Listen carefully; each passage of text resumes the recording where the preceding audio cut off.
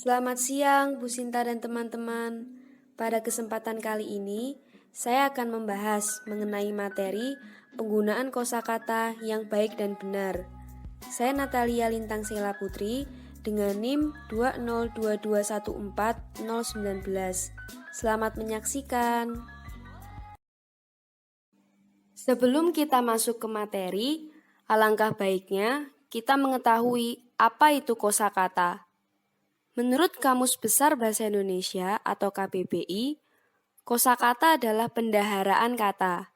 Jadi, dapat disimpulkan bahwa kosakata adalah kumpulan kata yang merupakan bagian dari bahasa tertentu dan digunakan untuk menyusun kalimat.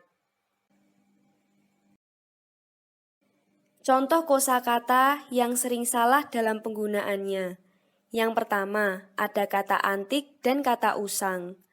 Kadang kita menyamakan penggunaan kata antik dan usang, padahal keduanya memiliki arti yang berbeda. Kata antik memiliki arti kuno dan berharga. Contoh penggunaan kalimat antik adalah piring hitam itu sangat antik. Jadi artinya piring hitam itu sangat kuno dan berharga. Kata usang adalah lusuh, lama, atau buruk. Contoh penggunaan kalimat usang adalah bajumu sudah tampak usang, jadi artinya bajumu sudah terlihat lusuh. Yang kedua, ada absensi dan presensi. Pasti kita sudah tidak asing, banyak murid yang salah mengucapkannya. Absensi memiliki arti tidak hadir atau tidak datang. Contoh penggunaan kalimat absensi adalah Andi absen Bu karena sedang sakit. Dari kalimat tersebut, kita tahu bahwa Andi tidak hadir karena sedang sakit. Sedangkan presensi memiliki arti hadir atau datang. Contoh penggunaan kalimat presensi adalah saya sudah mengisi presensi. Jadi artinya saya sudah mengisi daftar hadir. Nah, dari penjelasan di atas, kita jadi tahu perbedaan absensi dan presensi. Yang ketiga, ada nuansa dan suasana. Nuansa dan suasana memiliki arti yang berbeda.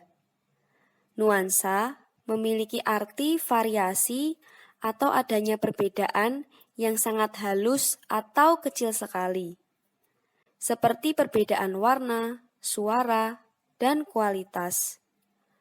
Contoh penggunaan kalimat nuansa adalah nuansa ruangan ini terlihat hangat karena cat yang digunakan berwarna putih.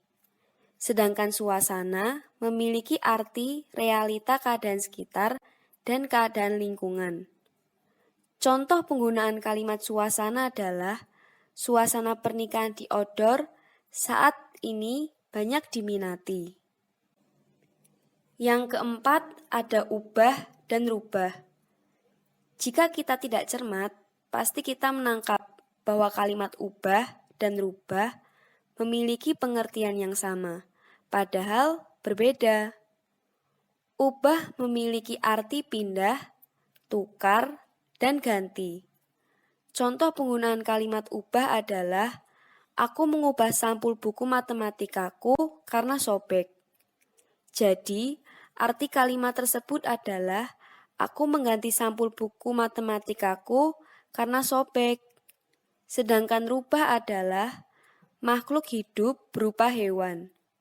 Contoh penggunaan kalimat rubah adalah aku melihat rubah itu di hutan.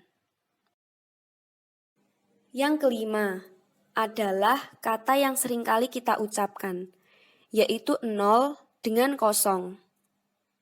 Kadang kita mengucapkan kalimat 0, padahal makna yang ingin kita sampaikan adalah kosong. Begitu juga dengan sebaliknya. Jadi, 0 adalah angka. Contoh penggunaannya adalah nomor telepon saya 0816 782 92442. Sedangkan kosong memiliki arti tidak ada isinya atau tidak berisi. Contoh penggunaan kalimat kosong adalah saya membuat vas dari botol kosong. Yang keenam, ada nyindir dan nyinyir. Sekilas kalimat ini mirip, namun memiliki arti yang berbeda. Nyindir memiliki arti memiliki tujuan untuk menyinggung seseorang. Contoh penggunaan kalimat nyindir adalah, kalau tidak suka, ngomong langsung dong, jangan nyindir. Kalimat di atas memiliki arti, kalau mau ngomongin orang, ngomong langsung ke orangnya. Jangan hanya menyinggung hingga orang yang dimaksud peka atau sadar. Sedangkan nyinyir memiliki arti banyak bicara, atau sering kita kenal dengan cerewet. Contoh penggunaan kalimat nyinyir adalah, wanita di film tersebut hobi sekali nyinyir, atau memiliki arti banyak bicara. Selanjutnya yang ketujuh, ada pasca dengan huruf C versus pasca dengan huruf K. Pasca memiliki arti sesudah atau setelah. Aturan penulisannya sendiri pun harus digabung karena termasuk bentuk terikat. Ada juga penulisan yang menggunakan dengan tanda strip, namun masih banyak juga yang menulis dan membaca dengan ejaan pasca atau menggunakan huruf K bukan C, padahal yang benar dengan huruf C. Contoh penggunaan kalimat yang benar adalah pasca bayar, menggunakan huruf C dan tanpa spasi. Yang kedelapan, ada keluar tanpa spasi dan keluar dengan spasi. Ke spasi luar merupakan bentuk preposisi sama seperti ke dalam, kemana, ke sana, di atas, di mana, dan lain-lain yang menggunakan spasi.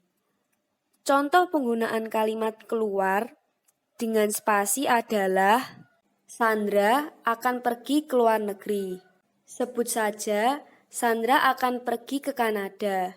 Jadi, artinya Sandra akan pergi ke luar negeri dari negeri Indonesia menuju Kanada. Sedangkan keluar tanpa spasi dalam Kamus Besar Bahasa Indonesia atau KBBI ditetapkan sebagai kata kerja atau verba dan memiliki makna bergerak dari sebelah dalam ke sebelah luar. Contoh penggunaan kalimat keluar tanpa spasi adalah, Dita mengeluarkan sampah dari laci meja kelasnya.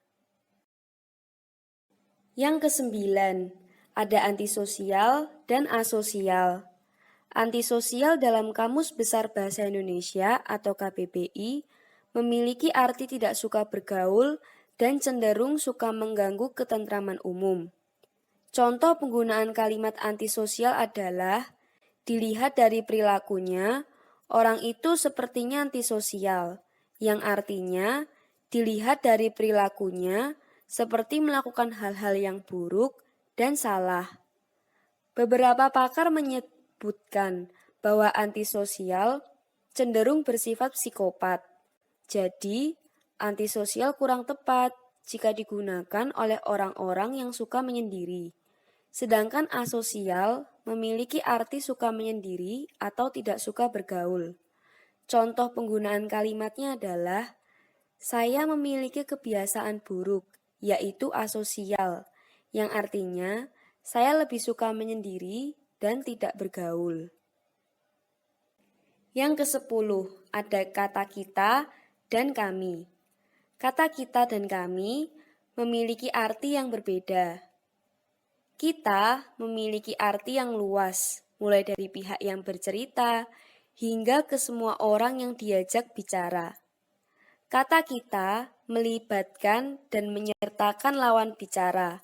Contohnya adalah, kita ini satu tim, jadi harus saling kompak.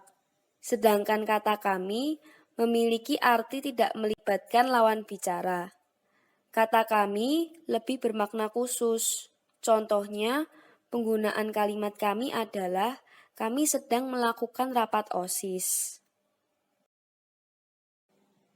Itu dia contoh-contoh kosakata yang sering salah dalam penggunaannya. Sekian dari saya, apabila ada perkataan yang salah dan kurang berkenan, saya mohon maaf. Semoga video ini dapat membantu teman-teman untuk belajar mengenai kosakata yang baik dan benar. Terima kasih dan sampai jumpa.